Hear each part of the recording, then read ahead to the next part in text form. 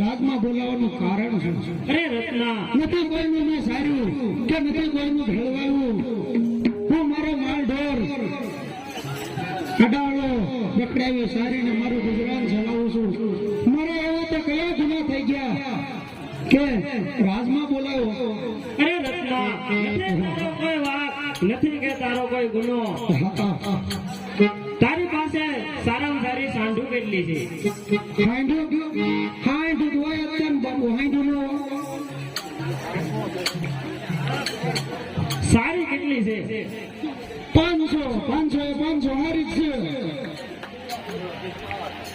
તારે પણ સારામાં સારી સાંઢું કેટલી? એમાંથી સારી એમાંથી સારી એમાંથી સારી એમાંથી સારી સાંઢ પણ એવી હારી છે.